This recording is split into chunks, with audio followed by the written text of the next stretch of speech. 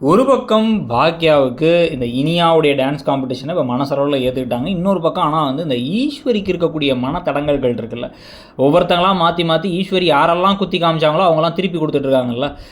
அது எப்படி அவங்க பேசும்போது இனிச்சிச்சு, நாங்கள் பேசினா கசக்குதா, ஊர் பார்க்குது, அதனால் ஒரு வருஷம் உள்ளே இருங்க அப்படின்னு சொல்கிறதெல்லாம் வந்து ரொம்ப ஒரு பின்தங்கிய ஒரு கருத்து. ஆனால் அந்த கருத்துக்கு வந்து காரணமாக இருக்கிறது யாருன்னு வந்து பார்த்திங்கன்னா பாதி நேரம் ஈஸ்வரி தான். ஏன்னா அவங்களால ஸ்ட்ராங்காக முடிவு எடுக்க முடியல. இந்த தடவை முடிவு எடுத்து யார் என்ன சொன்னால் என்ன நான் வரேன் அப்படின்னு சொல்லி முடிவு எடுத்தால் நம்ம இது நாள் வரைக்கும் பேசின பேச்சுக்கெல்லாம் மரியாதை இல்லாமல் போயிடுவேன் அப்படிங்கிற மாதிரி அவங்க யோசிக்கிறாங்க. தாத்தாவுடைய மரணத்துக்கு பிறகு ஈஸ்வரியை வச்சு கொண்டு போகிற விஷயங்கள்லாம் வந்து ஒரு தேவையான கருத்தாகவும் இருக்குது. இந்த பொட்டு வைக்கல் என்ன தப்பு, பூ வைக்கல் என்ன தப்பு, அவங்க நல்லா படிச்சு ட்ரெஸ் போல் என்ன தப்பு, அவங்க விருப்பப்பட்டால் வெளில வரட்டும், உள்ளக்குள்ளேயே இருக்கும் போது புடுங்கி அந்த இழப்பை நினச்சி தான் இருப்பாங்க அப்படின்னு பல விஷயங்கள் இருக்குது.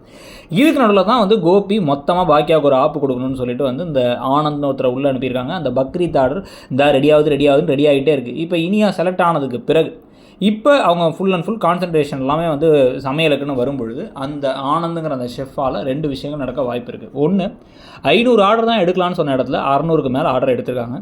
அந்த ஆர்டரில் எதையாச்சும் ஒழுங்கு இல்லாமல், டேஸ்ட்டாக இல்லாமலோ இல்லை எதையாக கலந்து அதனால் வந்து இந்த வயிற்றுப்போக்கு அந்த மாதிரிலாம் ஆச்சு, ஃபுட் பாய்சனிங் ஆகிடுச்சு அப்படின்னா வந்து இவங்க தான் ஓனர்னு இவங்களை ஏதாவது கைது பண்ணுற அளவுக்கு ஆகுதுன்னா அது அந்த ஆனந்துக்கும் தான் திரும்பும். இவர் தான் எங்கள் ஷெஃப்பு, இவர் தான் அதெல்லாம் பண்ணார் அப்படிங்கிற மாதிரி சொல்லி இவரே கட்டில் பிடிச்சிட்டு போக வாய்ப்புகள் இருக்குது. ஆனால் அப்படி இல்லாமல் அவர் கடைசி நிமிஷத்தில் இவ்வளோ ஆர்டரையும் எடுத்துகிட்டு நம்ம வந்து எஸ்கேப் ஆகி போயிடலாம், இந்த ஆர்டர்லாம் வந்து செய்யாமல் போயிடலாம் அப்படின்னு நினச்சா அவருக்கே அது ஆப்பாயிடும். ஏன்னா வந்து அதை கண்டிப்பாக பாக்கியா சூப்பராக சமைச்சு கொடுத்துருவாங்க. பாக்கியா சமைச்சு கொடுத்தே நல்ல பேர் வாங்கிடுவாங்க.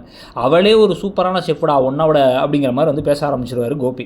அப்போ இது ரெண்டும் இல்லாமல் 3வது விஷயமா நடக்க வாய்ப்பு என்னன்னா, இவர் ஏதாச்சும் மோசமான ஒரு பிளானை ஏதாவது கலந்துடலாம், ஃபுட் பாய்சனிங் பண்ணிடலான்னு ஒரு பிளானில் இருக்கும் பொழுது அந்த பிளானை டிஸ்கஸ் பண்ணுறத செழியன் அவங்க அப்பாவுடைய அந்த இதில் போய் பார்த்து, அந்த க்ளவுட் கிச்சனில் பார்த்து இவரும் அவரும் ஏதோ தொடர்பில் இருக்காங்கிறத கண்டுபிடிக்கிறதோ, இல்லை செந்தில் மனசு கேட்காம நிறைய பேருக்கு உணவும் வந்து இப்போ ஃபுட் பாய்சனிங் ஆகிடும், ப்ளஸ் வந்து ரொம்ப தப்பான விஷயம்னா அவர் உண்மையை சொல்லி கோபியோட ஃப்ரெண்டு சொன்னதுனால வெள்ளப்போடா அயோக்கிய ராஸ்கல்னு சொல்லி இவங்க பலார்னு விடுற மாதிரி சம்பவம் நடக்க போதாங்கிறத பார்க்கணும். 2ல் எது நடக்க போகுது அப்படிங்கிறது ஒரு பக்கம். இந்த சீரியல் இப்போ எப்படி போகுதுன்னு நினைக்கிறீங்கிறத பற்றி உங்கள் கருத்தை சொல்லுங்கள். தேங்க்யூ.